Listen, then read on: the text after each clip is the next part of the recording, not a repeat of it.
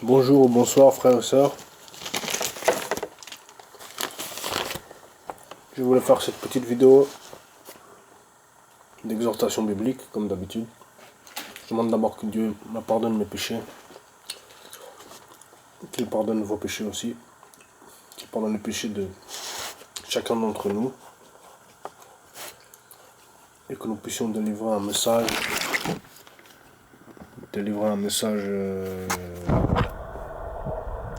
saint de sainteté pour pouvoir édifier hommes et femmes de Dieu. Et donc nous allons commencer. Nous commençons dans le livre de Psaumes. Excusez-moi, j'avais un chewing-gum. Livre de Psaumes. Nous prenons le psaume 23 comme à l'accoutumée. Nous lirons les versets 1 à 6, tout le psaume en fait. Tout le psaume 23 comme d'habitude, quasiment à chaque fois. L'Éternel est mon berger, je ne manquerai de rien. Il me fait prendre du repos dans des pâturages bien verts. Il me dirige près d'une eau paisible et me redonne des forces. Il me conduit dans les sentiers de la justice à cause de son nom. Même quand je marche dans la sombre vallée de la mort, je ne redoute aucun mal, car tu es avec moi. Ta conduite et ton appui, voilà ce qui me réconforte. Tu dresses une table devant moi en face de mes adversaires, Jésus. Tu verses de l'huile sur ma tête et tu fais déborder ma coupe. Oui, le bonheur et la grâce m'accompagneront tous les jours de ma vie. Oui, le bonheur et la grâce m'accompagneront tous les jours de ma vie et je reviendrai dans la maison de l'Éternel jusqu'à la fin de mes jours. Amen. Donc, voilà pour le psaume 23. Je vais le relire une seconde fois. Je lis pour la gloire de Dieu. L'Éternel est mon berger. Que dois-je dire? L'Éternel est mon berger, je ne manquerai de rien. Il me fait prendre du repos dans des pâturages bien verts. Il me dirige près d'une eau paisible. Il me redonne des forces. Il me conduit dans les sentiers de la justice à cause de son nom. Même quand je marche dans la sombre vallée, Même quand je marche dans la sombre vallée de la mort, je ne redoute aucun mal, car tu es avec moi. Ta conduite et ton appui, voilà ce qui me réconforte. Tu dresses une table devant moi en face de mes adversaires. Tu verses de l'huile sur ma tête et tu fais déborder ma coupe. Oui, le bonheur et la grâce m'accompagneront tous les jours de ma vie, et je reviendrai dans la maison de l'Éternel jusqu'à la fin de mes jours. Amen. Donc voilà. Il faut pardonner, il faut aimer nos ennemis, comme a dit Jésus dans Matthieu chapitre 5. À présent, nous allons, si vous voulez bien, dans Genèse, livre de Genèse, au chapitre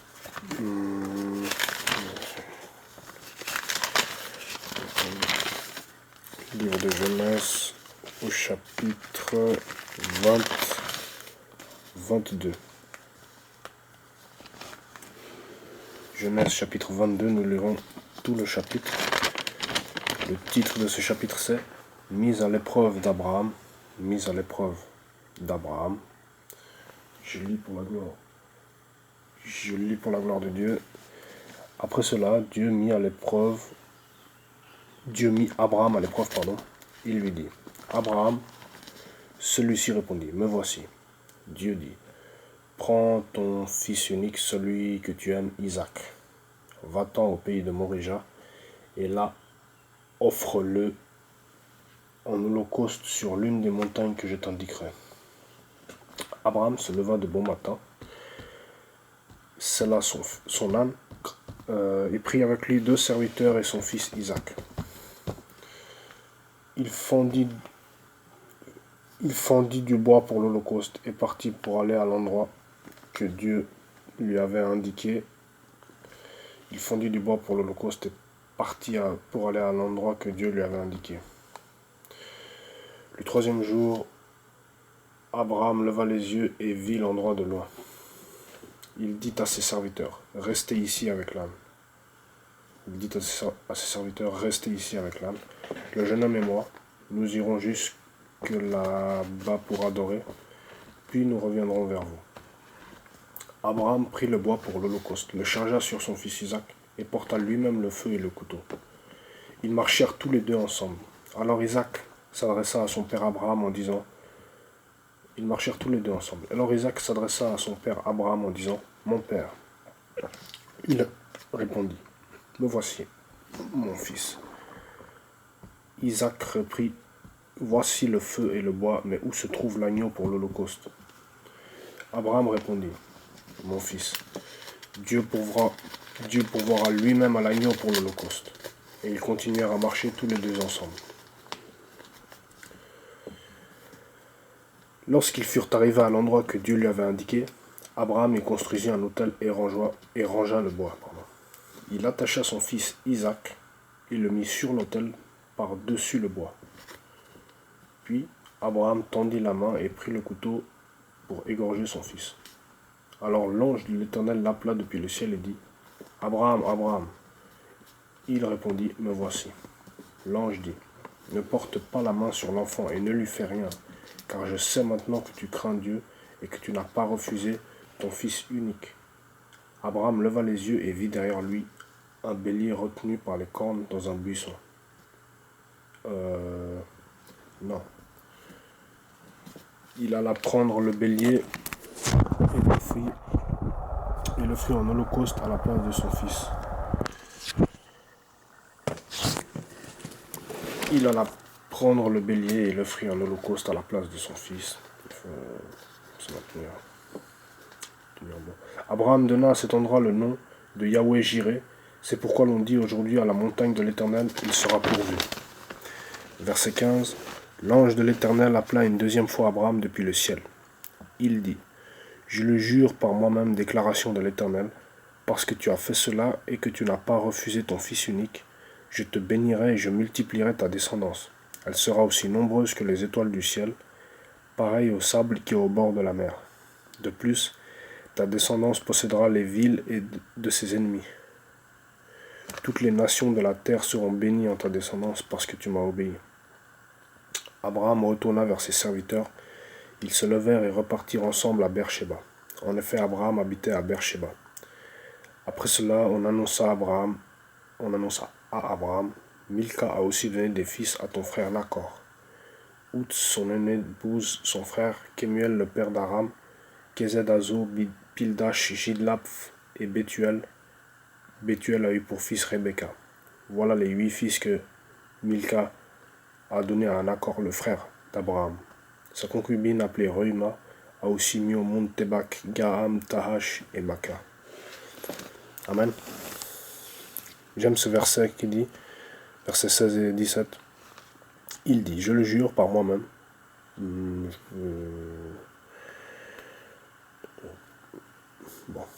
il dit, je le jure par moi-même, déclaration de l'Éternel, parce que tu as fait cela et que tu ne m'as pas refusé ton fils unique, je te bénirai et je multiplierai ta descendance, elle sera aussi nombreuse que les étoiles du ciel, pareil au sable qui est au bord de la mer.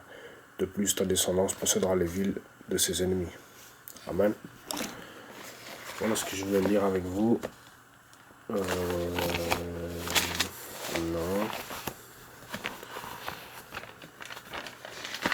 Prenons à présent. On va prendre d'abord Jean chapitre 13.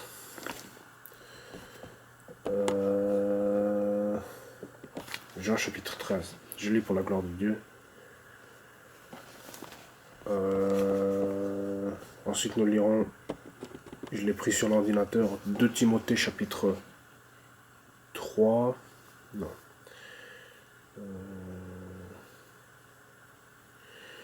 Nous lisons par la grâce de Dieu.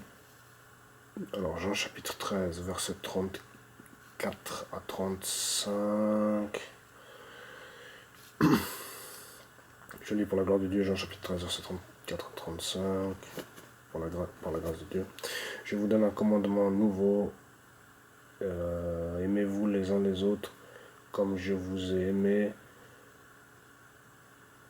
Vous aussi aimez-vous les uns les autres. C'est à cela que tous reconnaîtront que vous êtes mes disciples. C'est à cela que tous reconnaîtront que vous êtes mes disciples si vous avez de l'amour les uns pour les autres. Si vous avez de l'amour les uns pour les autres. Je relis le verset 34 et 35. Par la grâce de Dieu. Je vous donne un commandement nouveau. Aimez-vous les uns les autres comme je vous ai aimé.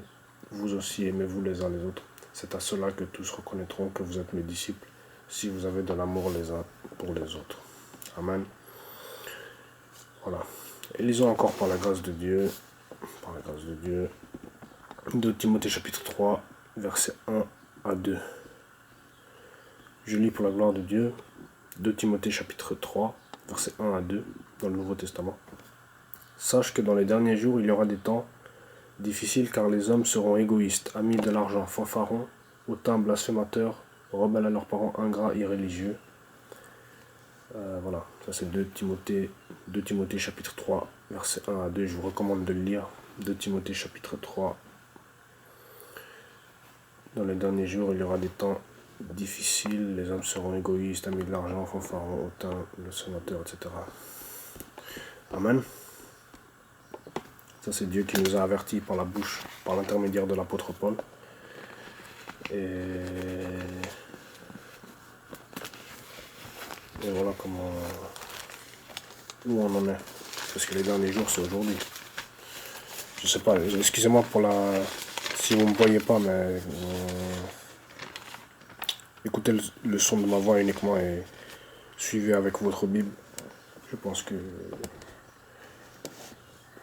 c'est déjà pas mal. Si vous entendez bien et puis que vous suivez, vous prenez les versets que vous lisez, c'est bien.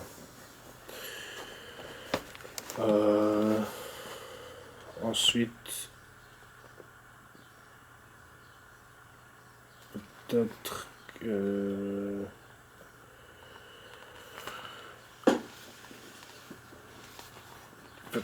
nous lirons dans Luc chapitre 18. Nous n'avons pas beaucoup lu. Non, nous prenons plutôt Hébreu, pardon. Toujours dans le Nouveau Testament, le livre d'Hébreu.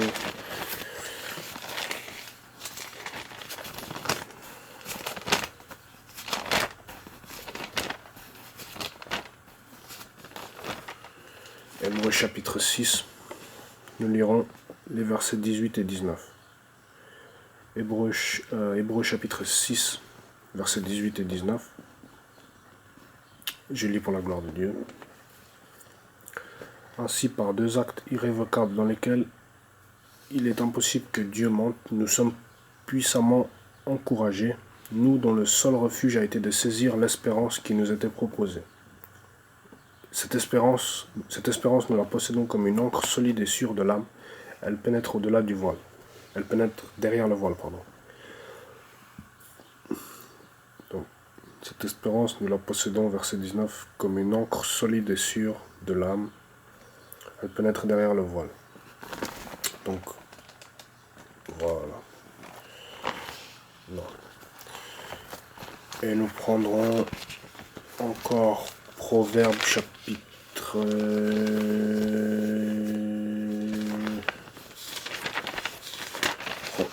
Proverbe chapitre 8.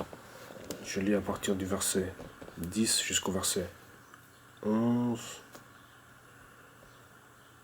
Pour la gloire de Dieu. Proverbe chapitre 8, verset 10 à 11. Préférez mes instructions à l'argent.